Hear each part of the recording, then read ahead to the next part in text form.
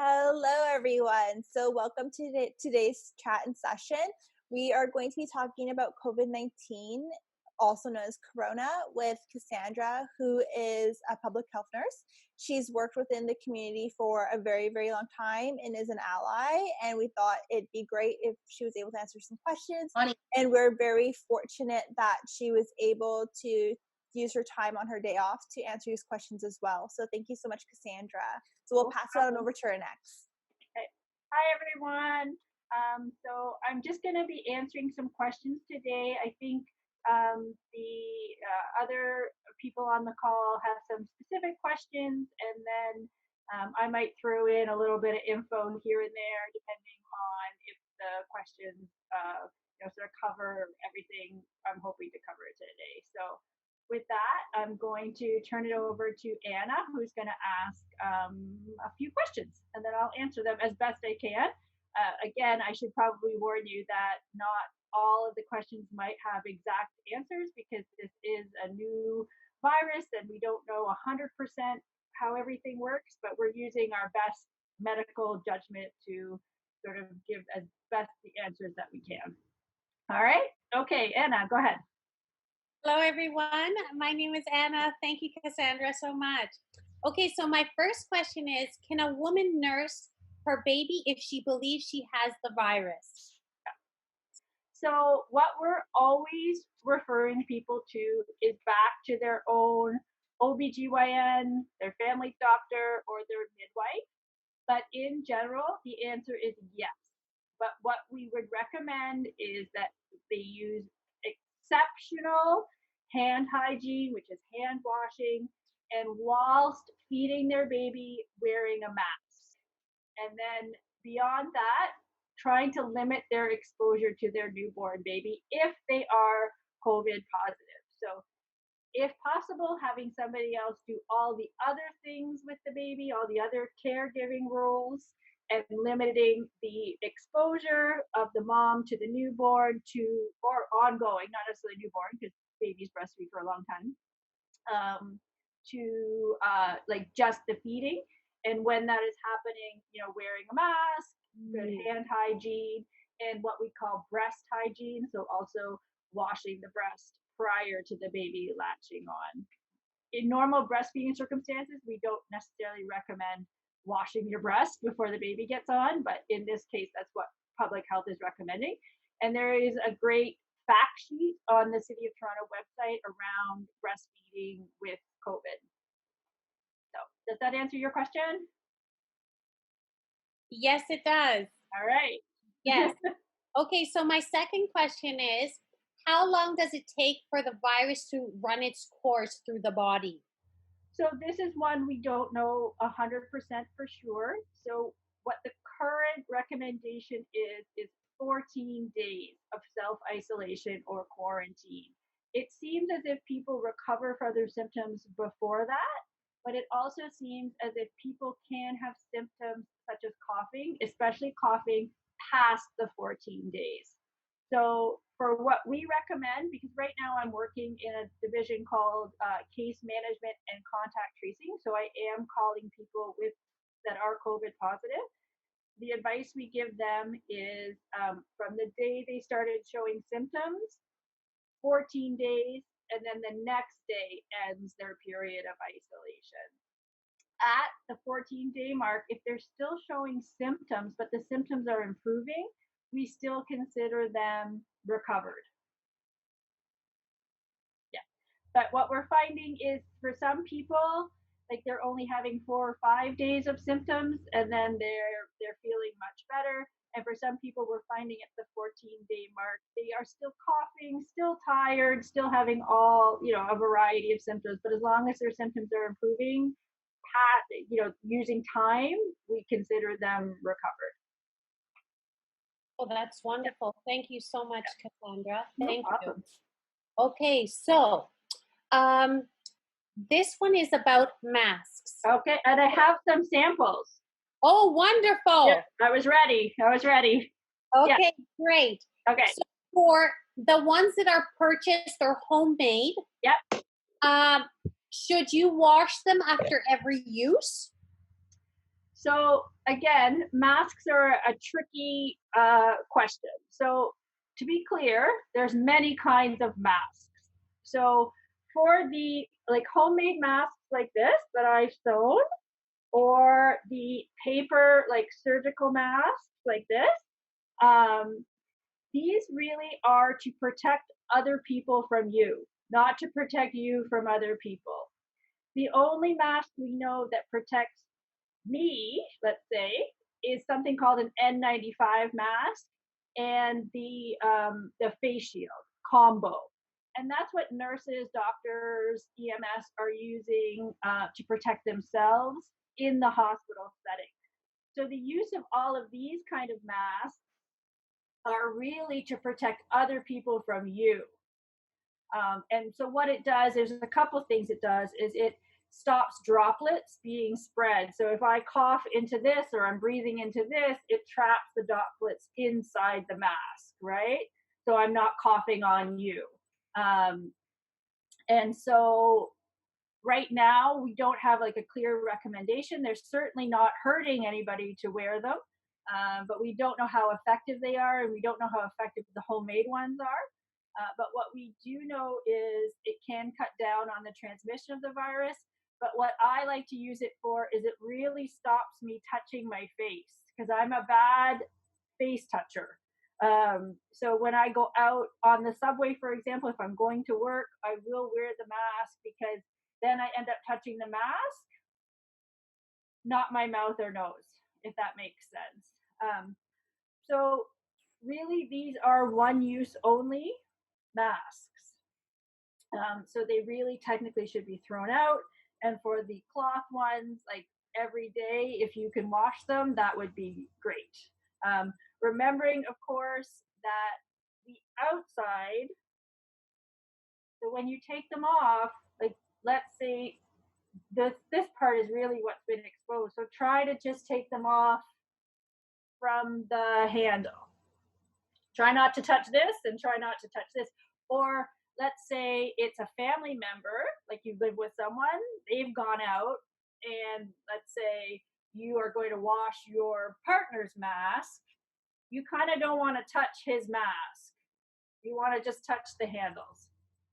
It's important when we're like trying to stop things spreading, because if you're wearing it like this part is really where the exposure has been, and the inside part. So we try to just use the handles to handle them. Does that kind of answer your question? Absolutely. And I noticed today on the news that Longo's, which is a grocery store, is going to require people to wear a mask while shopping in their stores. So, I mean, we'll see how this comes. I know in some parts of the state, it's now a requirement to go on like public transportation to be wearing a mask. So we'll see what's happening in Ontario. The other thing to remember is like, so I watch the news a lot, almost like too much, and you'll see things from the States and what the States are doing, or you'll see things from Europe and what Europe is doing, but everywhere is different, and how we handle things and the rules we have and the systems we have are all different. So it's kind of easy sometimes to be like, well, in New York City, they're insisting they wear masks on the subway, but we're not. But we are living in different times and different situations. So that's always important to remember. Sorry, that was a lot on masks. Oh, and then the third option is just really like this I kind of sewed because I like to sew, and this one dropped my paper mask. The paper mask I had because I'm me. But the other thing you can always do is really just like a bandana, a piece of cloth, and just sort of wrap it around your face like that. That works as well. So my next question, just wrap this up, in regards to washing it, do you suggest like the washing machine, or is it okay to give it a hand wash with dish soap and hang air dry? Yeah, that either is fine. So hand washing, machine washing, as long as it's hot soapy water, we're finding that is enough. That's the same with just basic hand washing as well. So hot soapy water and soap is really your best way to do hand hygiene or hygiene in general. And it's the same with dishes. So if you're caring for somebody that has COVID in your house, like washing their dishes is really important. And so again, it would just be like dish soap. You don't have to put it through like the sanitation rinse in the dishwasher, just hot soapy water. Thank you so much, Cassandra. No My problem. next question is, if someone were to get this virus, when is it okay to go to the hospital if the person is feeling very, very ill? It is always okay. So this is always part of my education when I call people with COVID, because people are scared. They don't want to use resources that they don't need. But we strongly encourage people to continue to talk to their doctors, their primary care physicians. Like most doctors or nurse practitioners now have a system where they can do virtual assessments. But if they are short of breath, like all the things that you would normally go to Emerge, please go to Emerge. I can't say it enough. What we do recommend though is if you are calling 911 and EMS is coming, please, please tell them you're COVID positive, because then they should be taking the same precautions no matter what, but then they're going to just take like those extra precautions that they need. But there's no need to not go to hospital if you're sick. And that also goes for any, like people are still having heart attacks even though COVID is going on. People's appendix are still rupturing because COVID is going on. So if you have anything that you feel like you need to go to Emerge, please continue to go to Emerge like normal. It will be a different experience. Like you won't be able to take somebody with you. You won't be able to move around the units inside. But if you need medical care, please seek medical care. Thank you, Cassandra. That was a really good answer, because I think I needed that one too, because we keep on hearing, oh, do not overflood the hospitals. Yeah.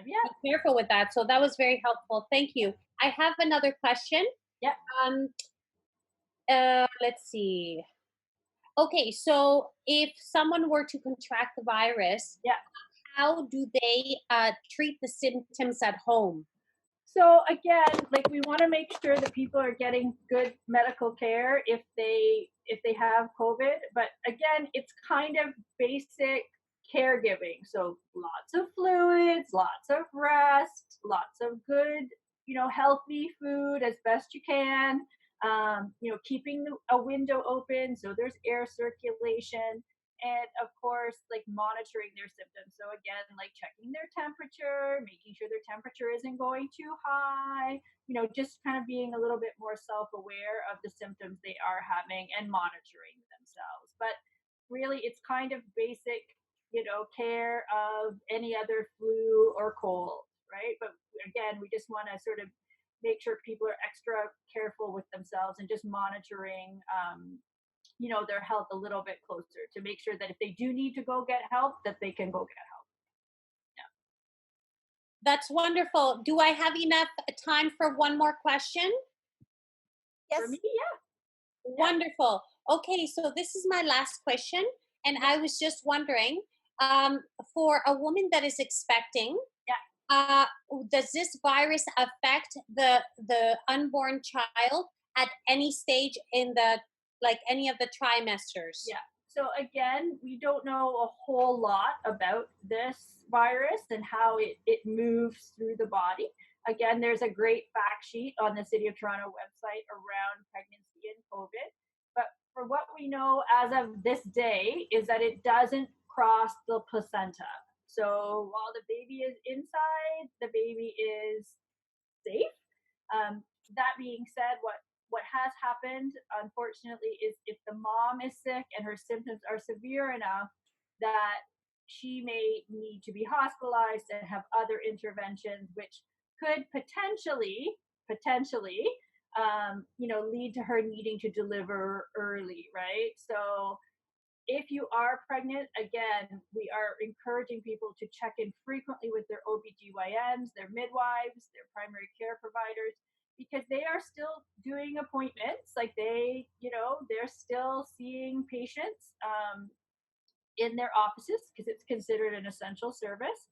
And also just similar to their like going going to any kind of healthcare setting, their labor and delivery might look a bit different. So I'm encouraging people to check in again with their OBs, the hospitals in which they're going to deliver, the birthing center, if that's where they're going to deliver, because every hospital seems to have some different guidelines around like who can be with them, who can't be with them, how long their support person can stay, whether or not they have to wear a mask. So there's very specific guidelines that hospitals have put in place. So again, not necessarily the health of the fetus, but the health of the mother is so important because that could potentially affect when and how she delivers. Thank you very much, Cassandra. Oh, You've answered all my questions. Yay. Thank you so much. Okay. All right, I have some questions to ask on behalf of someone else. Okay. They were emailed in, so I will ask them right now. All right. So question 1 is, are children and adults with asthma considered to be in the high risk population as it relates to contracting and recovering from COVID? So we are collecting that data. Right now, we're still in a place epidemiologically wise where we don't 100% know if you have this, you're at higher risk for this. But sort of common sense tells us, and regular medical knowledge tells us that people that have a lung condition are going to be at higher risk for contracting, developing, and different health outcomes for somebody that is has what we would consider a healthy, non-affected set of lungs. So again, if you have a history of asthma or any kind of lung condition, chronic bronchitis, you would want to be extra cautious. It would be my recommendation. And again, if you get sick, you want to, with COVID or anything else, you want to just make sure that you're looking after your lungs like you should be. Okay, thank you. So the next question is, if someone in the household gets tested for COVID and the results come back negative, does the entire household have to continue self-isolating for 14 days? I believe the answer is no, because if they were negative the whole time, then nobody was exposed to COVID. So the short answer is no. But what I would recommend is if someone from public health has called you and said you must self-isolate, what you could do, you should have your case investigator's name. You could always call them back and ask specifically, because there might be something, a little bit more unusual going on in the background that, you might need a few more details on. But basic is, if the person who they thought was sick turns out not to be sick, and the reason the people were in quarantine was because of this person, then nobody needs to be in self-isolation.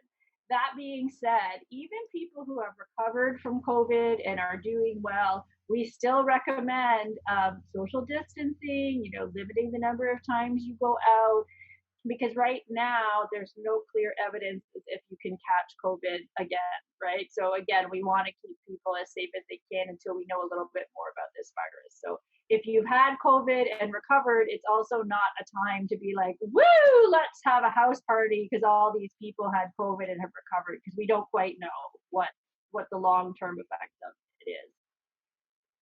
Okay, perfect. So this one's a two-parter, and part of it is a mask question as well. Yeah. Should we be wearing masks in public, and should we be wearing gloves?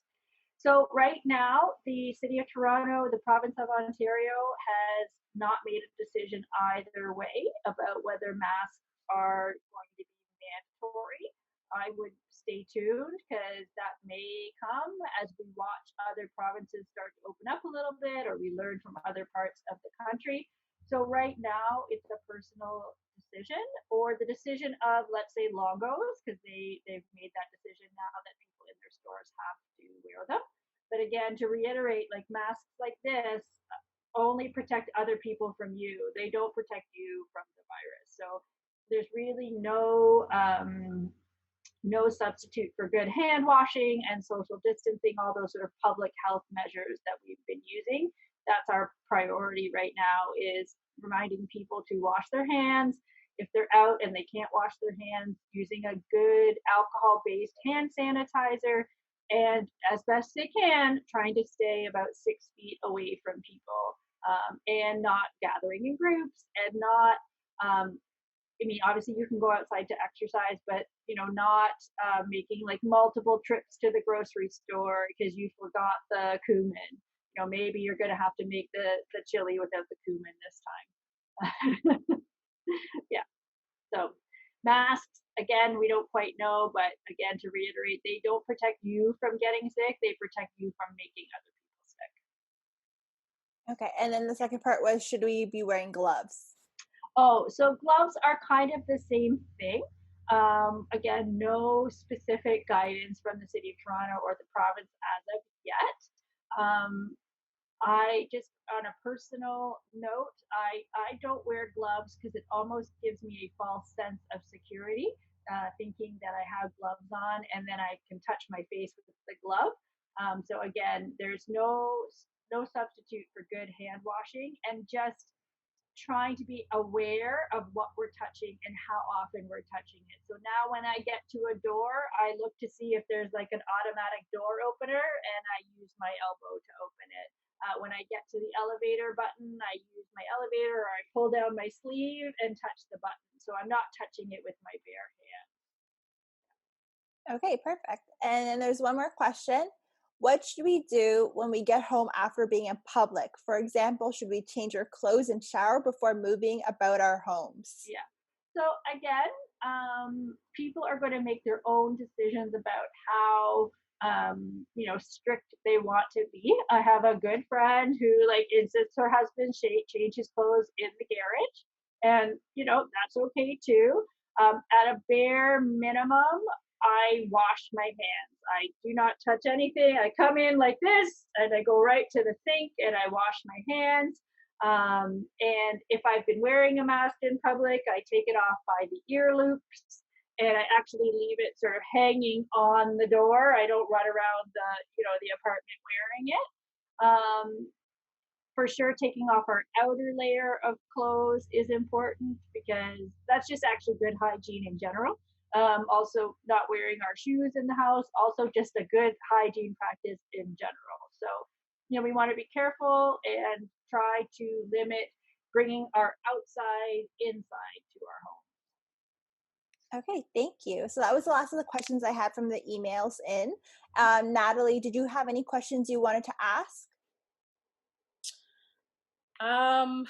Well, first of all, thank you very much for all the information, Cassandra. You're welcome. If let's say someone did have, or their child gets a fever, Yeah. and we know that this is one of the symptoms of Yeah. are we, or should families just monitor that fever as they would normally, and stay at home and see if it goes away, let's say with medicine, or a few days rest and it passes? Or like, are we waiting for multiple symptoms to show up to get care, to go to the hospital or to see a doctor? Or are we just, should we go when we get one symptom? I think for me, I would always recommend families at least checking in with their family doctor, their nurse practitioner, a walk-in clinic, and then going with their advice, because there are other things happening in the community. It could be allergies, it could be a flu bug, it could be a regular old, cold, as we like to call them.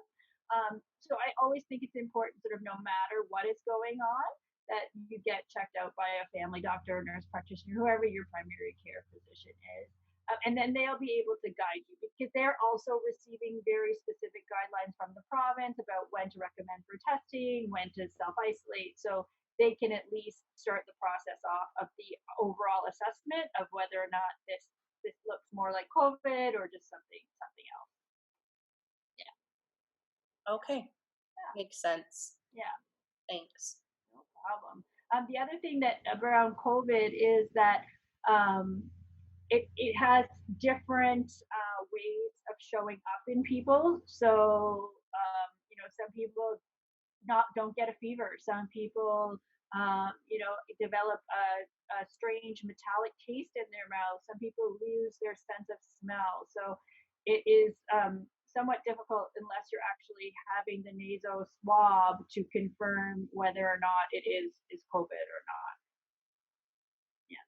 So again, sort of a basic good public health principle is if you are sick, stay home. That's not the time to be going to the grocery store. So even if it is the flu, we still don't want to spread the flu around either. So if you are sick, stay home if you can. Yeah. Right. Which is not always easy. Like I also recognize that, like I happen to be lucky. I did have to stay home for a period of 2 weeks because I did get sick.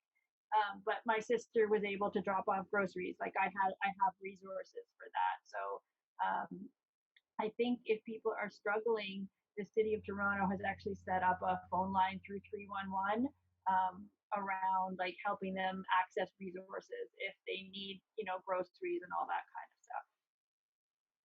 Oh, that's great. Yeah. Yeah.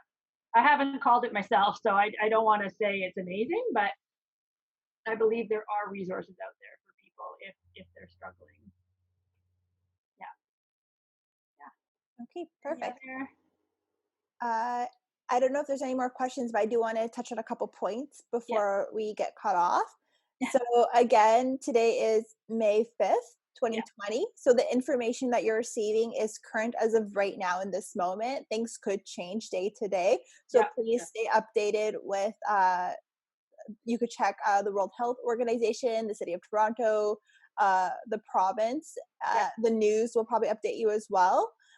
So take this information with a grain of salt. A lot of it, like again, good hygiene, like Cassandra was saying. And there's also a lot of resources available online. So I'm going to quickly do a screen share. Cassandra had shared some resources with us. And if we look here, you can see this one is from the World Health Organization about coping with stress during this time. There's others around anxiety and substance use. We also have some for dealing with problems in a structured way, challenging worries, anxieties, and thoughts. So these ones are from CAMH.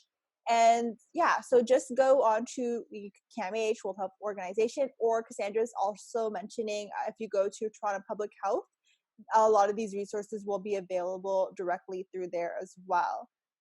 So last questions or comments if anyone wants to make any. This is your time. I just want to thank everybody, like everybody that is doing their part. I know like frontline workers, like, such as myself, we get a lot of praise and, people are cheering for us at like 7:30 every night. But really, we couldn't be doing it without you guys doing what you need to be doing, which is, staying home, washing your hands, like, letting us know if you're sick. So all those things that are so important. So, this is my applaud to everybody. I don't have a pot or I would bang it, but, that people are doing what they need to do. And, we recognize that public health, this is not an easy time. It isn't great to be trapped at home and, all of our people are cut off and all that kind of stuff. But you guys are actually, doing a lot of the hard work, which makes our job easier. The other thing is please answer your phone if public health calls so I don't have to call you back. It's a blocked number. That's why you're not answering. But please do. Or if I leave you a voicemail message, please call me back.